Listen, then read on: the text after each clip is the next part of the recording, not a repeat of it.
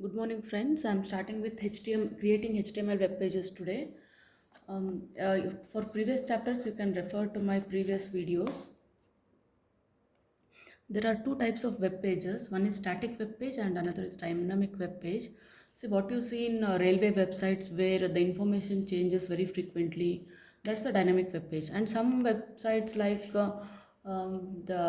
suppose information about the cooking and all, there is no need to change it every moment. So those are known as static websites, and the HTML is used to create static web pages. To create a HTML web page, you need to write the code, that is HTML code, in a notepad and save it. Then open the browser, any browser you have in your computer, and then give the file path in the browser. So then it will open it in web page format. This is a sample HTML code. We'll see more of this in the coming pages. See, initially you need to begin with doc type HTML. See, this doc type is not case sensitive. You can use any case here. Doc type HTML, here you are telling the browser that this is a HTML code. Then this is the HTML tag. It starts here and it ends here. So for ending you'll have slash HTML. Then this is the body code, and closing tag. Then this is the heading H1, then paragraph. We'll discuss in detail. This is another sample code. Whatever you write in head tag will not be displayed in the output, and whatever you write in body tag will be displayed.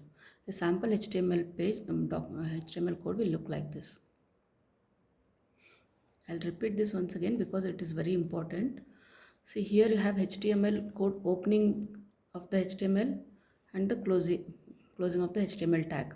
Then within this comes the head tag. See, it's opening tag and this is the closing tag. And again you have body tag. Here it's the opening and here it's the closing tag, body tag. So this is the format for any HTML document. Whatever you are writing in the head section, head tag, this will not be displayed in the output. It's for reference purpose. Whatever you write in body will be displayed in the output. So here we have a next code. See here, here you'll write doc type HTML. This is common for all HTML pages. Next, here is the HTML opening tag and here is the HTML close tag. Now we have head tag opening here and it closes here. Then the body tag which opens here and it closes here. See, in the heading tag you need to use title tag, opening and closing title tag here, and you can write here this is heading examples. And here the body tag and closing body tag, here we are using, see, these are all the inbuilt tags. H1, so this is H1 is the heading tag. There are 6 types of inbuilt headings. So see, there are default sizes for this. Whatever you write in H1 tags, it will be bigger in size. It is the biggest tag, and the H6 is the smallest tag. This, it will be printed like this. There is a default font type and font size for these heading tags. You can customize it once you know how to write the codes. Output will look like this. See, whatever you write here within the tag will be displayed. This is heading 1. So here you have written this is heading 2 and that is displayed. So this is the output of it. Here is the second example. See, here it's the same HTML head tag, and now comes the body tag. See, in the body tag you have P, which means paragraph tag. Okay, these are all inbuilt tags, P and closing P. Here it means that whatever I write here, this will be considered as a first paragraph, and this will be in the output you will see this in paragraphs forms. So this will be shown as second paragraphs, whatever I write here, and this is the third paragraph. Then closing the body tag and finally closing the HTML tag as usual. There is one more tag known as line break tag. It is written as BR slash. See, whenever you write BR slash, in the output it will move to the next line. See, here you have written hello. Here it is. See, this is the paragraph tag. You assume there is HTML tags above and below. So I am showing only the middle part. Paragraph tag and closing of the paragraph tag here. If you just type hello and then enter next line assignment received, output will not be printed like this. You should use BR tag to get the next line printed in the next line. This is the output. So BR slash, you need to use BR slash tag within this brackets to move to the next line. See, this is the paragraph tag here. paragraph tag, opening of tag and closing. Now if you write the same paragraph tag within the center tag, then this will be written in the middle. The line will be displayed in the middle. See, by default it is left aligned, text is left aligned, but in case you use center tag, then it will be displayed in the middle. See, this is the output. If you want to print a line like this in the output, then you need to use horizontal tag hr/ within the bracket. See, this hr/ will print a line like this. See, now I am discussing about nested elements. See, these are only the small snippet of code. You should assume that there is some code above and below. Just I am taking it from the middle. See, here is the paragraph tag opening and paragraph tag closing. Within these tags, you can see another B tag, which means bold. Means whatever you type in the middle, it will be printed in bold. So there is a tag between the tag. This is known as nested tags. So here the output is, because you write bold in between the B, it is showing the bold, and then it is emphasized. You have written within the EM tags, these are all built-in tags, it's showing this emphasized word in italics. Here we are next discussing about attributes. Here I have a sample code. See, this is the paragraph code. Here it's the opening tag and here you have the paragraph closing tag. Within this I have written this paragraph, within this paragraph tag I have written align is equal to left. This align is called as the attribute name, and whatever the value you are assigning, it's known as the value. Okay, see, because I have given the same code here, p align is equal to left, then content you can write anything here. See, because I wrote it here, it is left aligned. In the next line I have written p align is equal to center. So the next content is displayed in the center. It's equal to right. So here it is displayed in right. This is the output. Okay. There are many attribute and value pairs. It's given here. You can refer to this textbook for more detail. See, now I am discussing about the anchor tag. See, whenever you open any web page, you can see lots of hyperlinks where click here, it will be in blue color and it will be underlined. So those hyperlinks, to create such hyperlinks, you need this anchor tag, which is written as just simple A. It's A and closing is A. Within the anchor tag, you need to write href is equal to, hyper reference is equal to, in double quotation you give a link or location to which it should move when you click that. So that's the URL, and here you can write the text whatever you want. Click here, link text, download. So those kind of things, anything you want you can write here. That will be displayed. And see, this is the example. Ahref is equal to chttp. You have written here Google search. So when person clicks on Google search, it will redirect him to the Google page. So that link you are giving here within the tag. Ahref is equal to https www.google.com.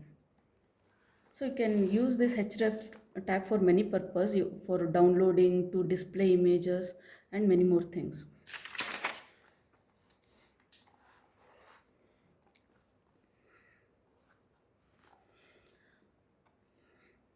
Now if you want to display any image, you need to use this image tag.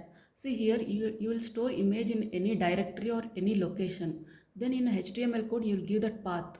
So the image will be displayed in the output. Suppose that someone has deleted that image or the image is unavailable, you need to give a text that will be displayed in case the image is not available. So this is the syntax for it.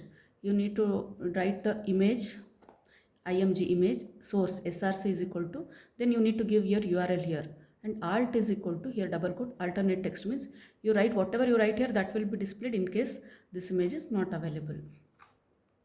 Now comes an important and easy concept, list.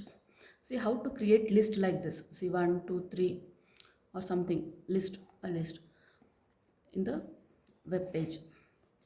There are three types of list. One is the ordered list, OL. Ordered list means you are giving numbering to it, 1 2 3 or A B C, like that. Then comes the unordered list or bulleted list. Here you are using bullets. It may be circle, it may be like an arrow like this or whatever. Then comes the description list. Here you have got a list and a description to it, and again the second thing and a description to it. So those things is known as description list. We'll see examples for all three type of list here. See, for writing unordered list, you need to use OL tag. See, here you have an OL tag, opening and closing. Then the list element will be written in LI tag, LI. You can write any number of elements here. This is for the ordered list. This will be the output. By default, it will take 1, 2, 3. Okay. Then if you change it, type is equal to a, so there are different types here, you can refer to it. So this is again another ordered list which is written as A, B, C. Now comes the unordered list. See here, for unordered list you need to use UL tag opening and closing. Then the list elements with LI coffee, tea, milk, and it is written in bullets. See, you can change this instead of the circle. If you want it, it's actually square bullets. If you want that, you can change that also in UL tag. And now comes the description list. See, in description list, it will be written in opening DL and closing DL tags. Now comes the elements. It is written as DT. That's the element. And description for this element will be written in DD tags. Again, you are writing DT. Then it will be written in DD, the explanation, the description. So coffee, black hot drink. Then milk, it's white cold drink. So you're writing the description to it. Now comes an important concept, tables. See, to create a table, you will use table tag. Here is the table opening tag and the closing tag. Within this table, now, first I'll write the heading. See, TR means row and closing means up to here it forms the first row. Then again you have opening TR here and closing TR here. So this will form the second row. And again you can say TR here and TR here, closing TR. So this will be the third row. In the first row I am saying it is the heading. So that's why I have used TH tag. Within the TH I have given first name, then TH last name, then age. By default it will be bold. First name, last name. So this is the heading. Then comes the data. So again the second row, TR and TR here, closing TR. So TD. You content whatever you want, you can give content here. Then TD, closing TD. So the third one. And then the table tag closes here. By default, table will not have any border. You can assign the border by, in the same table tag you used here, you need to add this attribute border is equal to 1. So in that case, you will get border like this. See, it looks like multiple border because you have border for the cell and the border for the table as well. You can eliminate this and have a single border with single line. That we'll see next. You can create the same borders using CSS, that is cascading style sheet as well. This we'll discuss in the next video. See, now to have the single border, you need to use the cascading CSS concept here. For that, you need to use style tag. This we'll discuss in detail in next class, so do not worry about this. So you already know how a form look like or an application, online application look like. That's the next topic, that's forms. To create that, you need to use form tag. See, I have body tag here, opening and closing body tag. Within that I have given form tag. Form tag, enter your name. It will just write whatever you enter here. Then BR to move to the next line. Break, BR means break. Then input type is equal to text, name is equal to username. So when you give input type is equal to text, it will create a text box for you and allow you to write whatever you want here. And the name, I am giving a name to this text box, that's the username. This will not be displayed, name. Input type is equal to text means you will get a text box like this. Next comes radio buttons. You might have used similar radio buttons like this in many online applications where you can select only one, not more than one. Any one should be checked. So for that you need to use radio buttons. See, I am writing it within the form tag. Input type is equal to radio. Earlier I had given input type is equal to text to create a text box. Now input type is equal to radio to create a radio button. Then you need to give name and value and ID. See, name is, whenever you select any radio button, that name and value pair will be sent to the application. And the radio button which you have not selected, that value will be sent as empty. See, these things are used for further processing. Now, whatever the user inputs, that should be further processed. Further action should be taken on that, right?